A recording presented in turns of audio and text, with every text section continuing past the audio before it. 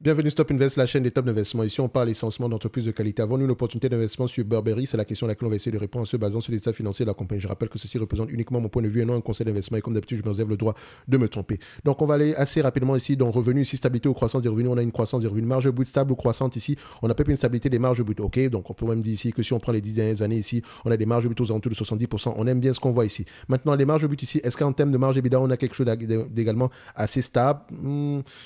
Je dirais plus ou moins. D'accord? Donc, ça veut dire quoi ici? Techniquement, on est à peu près à 22,42%. Sur les 10 dernières années, ça donne combien?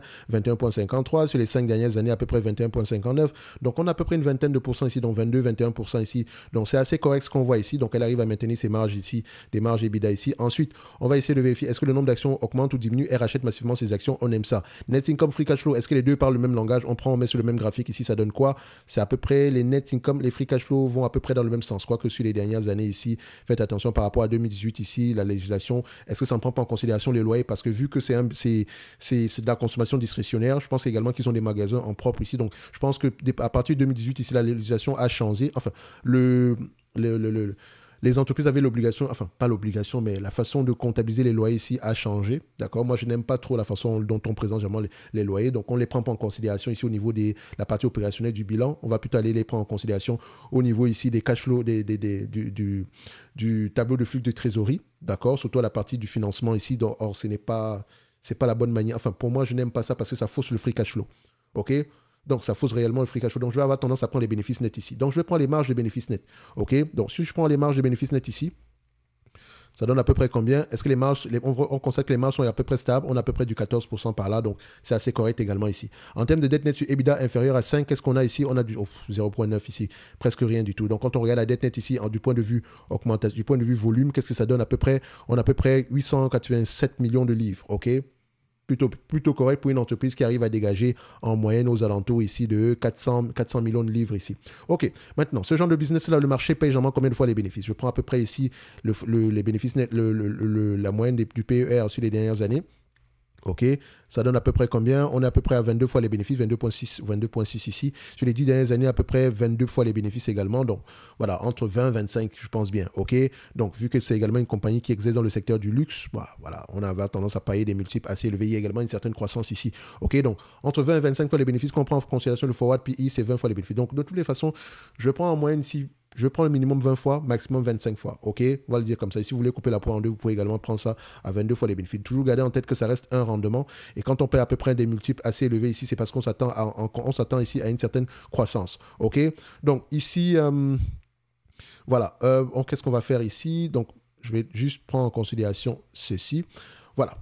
So, en date d'aujourd'hui, c'est un business qui a tendance à se payer à 20 fois les bénéfices. 20, 22 fois les bénéfices, donc je vais prendre 20 fois les bénéfices, d'accord? On va pas se casser la tête ici. Vous pouvez prendre 22 fois les bénéfices également si vous voulez. Dans tous les cas de figure, on ne veut pas surpayer. On va essayer de regarder ça du point de vue rendement. Nous avons un business ici, d'accord, qui pourrait nous rapporter du 1 euro, qui pourrait nous rapporter ici une livre ici d'ici 2026. Est-ce que c'est un business assez prévisible?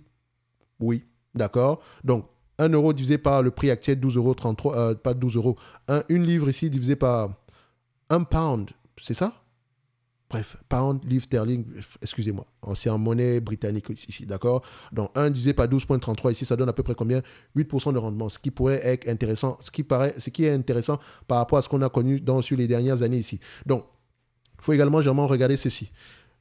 Le 1 euro en question, voilà, enfin, disons 1 euro ici, comme vous voulez, d'accord, en question. Est-ce qu'il prend en considération ici des marges aux alentours de 14%? Toujours aller vérifier 1 divisé par... Parce qu'ici, ça peut prendre en considération une augmentation des marges alors qu'on ne l'aura peut-être pas. Le plus important, généralement, pour moi, c'est de prendre à peu près la moyenne de ce qu'on a précédemment. OK, donc ça peut... On s'attend plutôt à peu près à 10,97% ici, donc un peu moins que ce qu'on a connu. Ce qui est encourageant pour moi, je ne cherche pas à avoir précisément raison, mais le moins tort possible. OK? Donc, ce qui veut dire ici que si je prends ce business-ci, d'accord, qui a tendance à rapporter à peu près en moyenne, ici, sur les 10 dernières années, c'est 327 millions. OK? Sur les 5 dernières années, c'est 395 millions. Donc, c'est également un business qui connaît une certaine croissance. Donc, on va se dire ici que coupons la poire en deux, vas-y, 400 millions de livres. OK? 400 millions de livres à 20 fois les bénéfices, ça donne à peu près 8 milliards de livres. 8 milliards de livres ici, moi la dette nette très insignifiante ici, mais on va quand même la prendre. D'accord? La dette nette ici aux alentours de 887 millions, donc moins 887, ça donne à peu près ici 7 milliards 113, divisé par le nombre d'actions ici en date d'aujourd'hui, qui a tendance également à diminuer, donc 379 divisé par 379 millions d'actions. Oh, non, c'est fois 37. OK? Divisé par 379, j'arrondis bien sûr, ça donne à peu près 18,76 livres sterling. Donc, ce qui me permet de dire ici que cette compagnie-ci pourrait être sous-évaluée en date d'aujourd'hui. OK? Elle pourrait être sous-évaluée en date d'aujourd'hui. 18 livres sterling ici, entre 18 et 20 ici, ça peut être assez intéressant. Donc, je pense que le prix actuel peut être intéressant. Mais maintenant, ça sous-entend ici que l'activité reste la même, d'accord? Que la marque également reste assez forte, d'accord? Donc, si ça vous intéresse, vous pouvez aller creuser un peu plus que ça. Maintenant, je sais que c'est le dividende qui vous intéresse généralement. Ce dividende, s'il est safe, il y a de fortes chances qu'il continue à le payer. OK? Donc, dividende, rachat d'actions, je pense que Burberry ici, c'est assez correct, intéressant à aller regarder. Oui, on va dire oui, mais c'est Unimark. Qui vous a souvent dit ici qu'une entreprise doit avoir plusieurs marques dans le secteur du luxe?